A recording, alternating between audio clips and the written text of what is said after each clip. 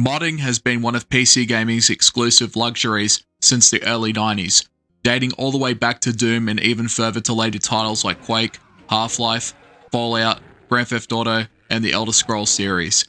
It was one of the main reasons for me to get my own gaming rig back when I was a kid, and I have not regretted it since. The amount of mods to enhance the vanilla experience in Doom is too vast to quantify, with a rabbit hole with no end in sight. But this also means that returning players to existing franchises will have limitless fan-made content until the end of time.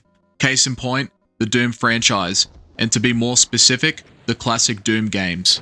As far back as history goes, fans from the very beginning have been given tools to customize their own Doom experience, even to the point of making it into something completely unrecognizable. Doom 1 and 2 were unbelievably flexible. The GZ Doom engine enabled fans to do whatever they wanted with the existing material, and the really passionate ones did not hold back. Now, while Doom 3 and the recent entries have seen their own modding communities thrive, it pales in comparison to what the classic Doom games were capable of. Today, I'll be talking about one of them. Ladies and gentlemen, I present to you this mangled, red, pasty, intestine-filled gift, Brutal Doom.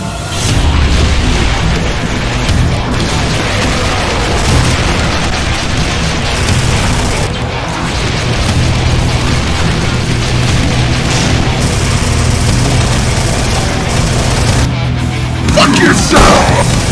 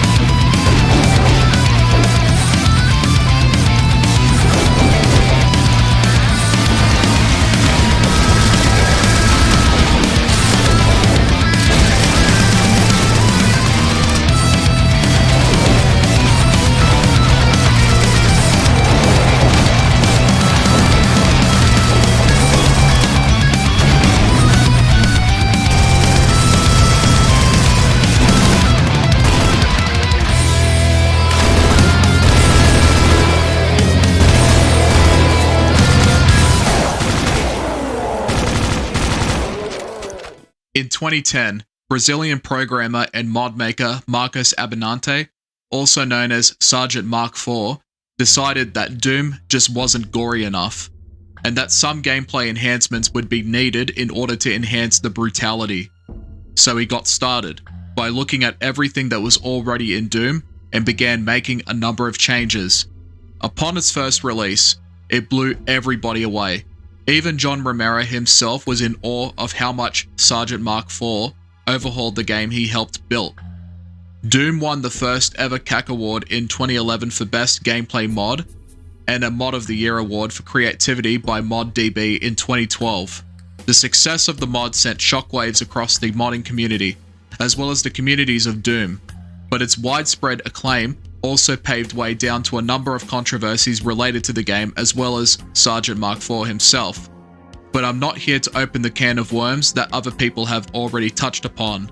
I'm only here to talk about one of the best mods that have ever come to existence, something that makes me glad that I was born in a universe where Doom existed. In Brutal Doom, you have the full suite available to you in terms of customizing your experience. You can modify the controls, the behavior of enemies, player stats and weapons.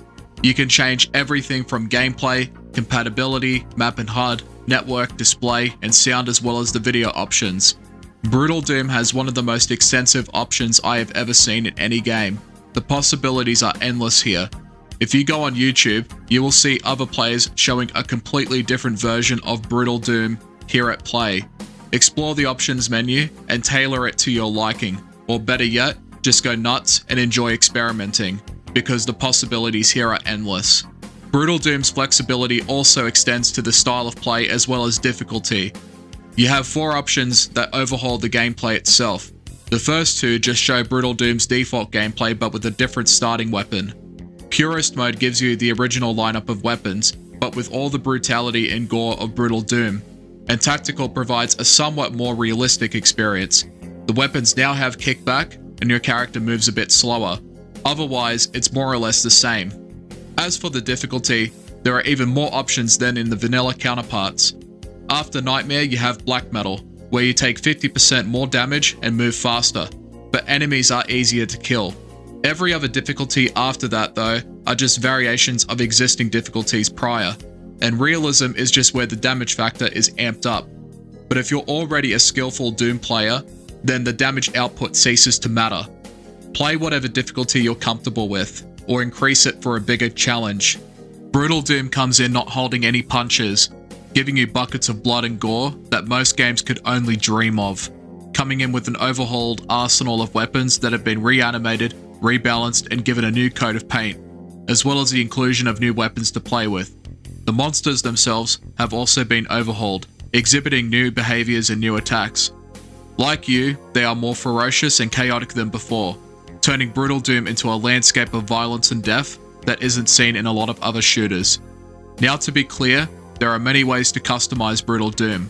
On the internet, fans and other modders have already repackaged Brutal Doom into several versions. On ModDB as well as YouTube, you'll be able to find examples of this.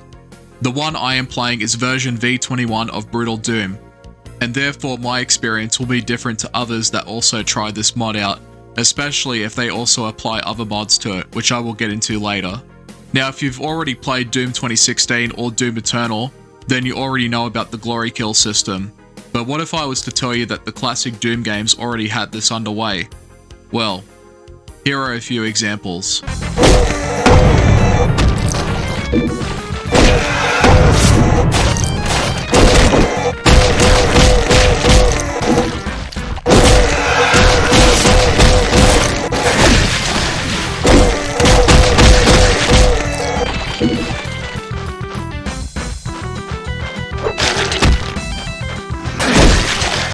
When I said he wasn't holding back, I wasn't lying. For some people, it can be a turn-off, but for others, it's a gory paradise. For me personally, it enhances the vile and hellish nature of Doom. Doom is a series that's not meant to stimulate a sense of calm or peace, but the total opposite of it. And as merciless as you are towards Hell's army, they are the same towards you. If this was done against other humans, then the concerns would be understandable. Case in point, games like Postal 1 and Hatred come to mind. Mechanically, there's a big level of improvement in this regard. You have a jumping ability that helps get to secrets easier, a crouch mechanic for ducking or getting underneath, cracking your knuckles to change your combat style, a middle finger, and kicking, as well as jump kicking. Brutal Doom has a lot going for it, revamping everything you're already familiar with, and making it better in my opinion. Some people have found it hard to go back to the vanilla versions after playing this, and after a lengthy time spent playing the mod, I can understand why. Every gun feels and sounds fucking satisfying. They are loud and abrasive in the ways they should be. You hear the crunches of the fist, the shredding of the chainsaw, the clashing of steel from the axe, the bass of plasma fire, the bombastic sound of the game's shotgun, and probably my favorite sound for a double-barrel shotgun ever.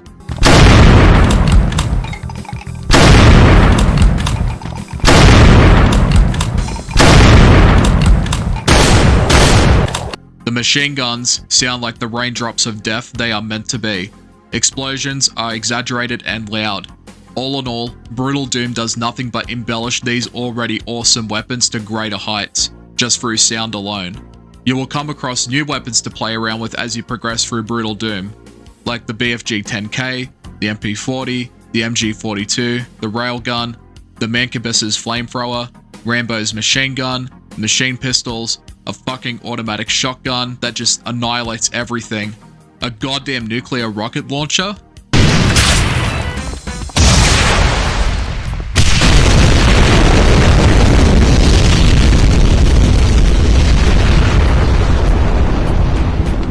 And of course, this unholy creation, the Unmaker.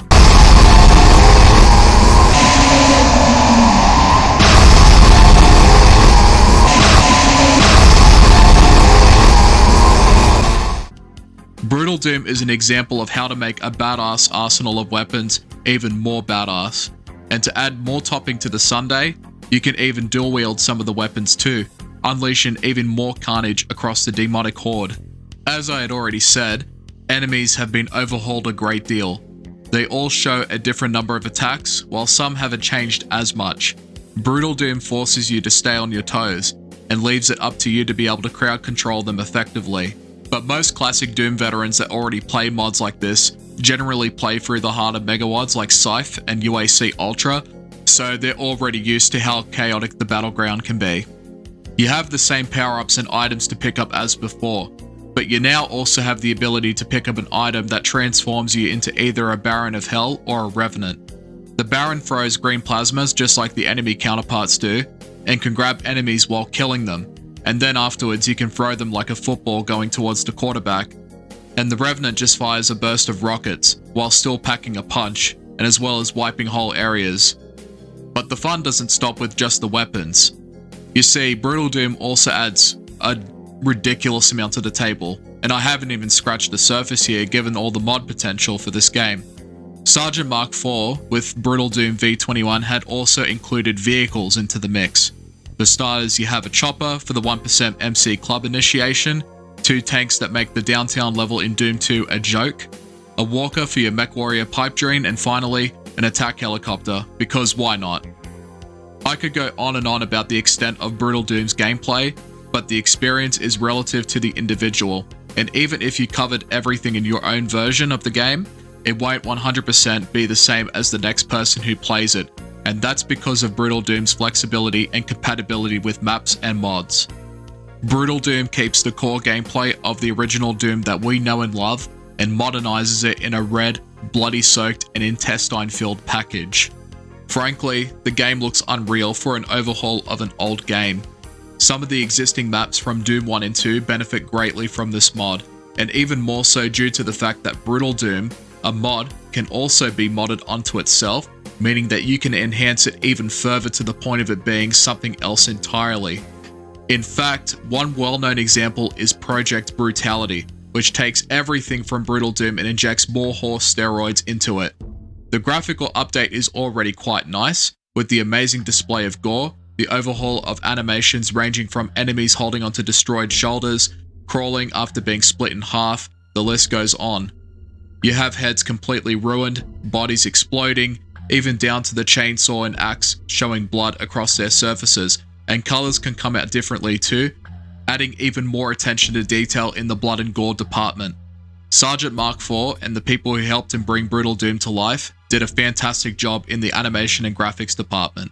Brutal Doom is just an absolutely incredible mod. It just takes everything I already love about the classic Doom games and just makes everything 10 times better. But that's just only my opinion at the end of the day. Not everyone will like this mod.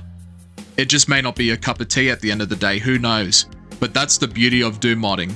The GZ Doom engine is so dynamic that you can make any kind of genre within the classic Doom games themselves. But if you're looking for a bloody feast, if you're looking for one of the goriest, most violent mods ever made, then Brutal Doom has you covered. Sergeant Mark IV, as of late, has been working on a standalone project called Brutal Fate. It looks to be a culmination of all the years of experience he's had working with Brutal Doom, as well as Doom modding in general. I look forward to its development, and I also look forward to playing it one day. Once again, rip and tear until it is done. Thank you for watching.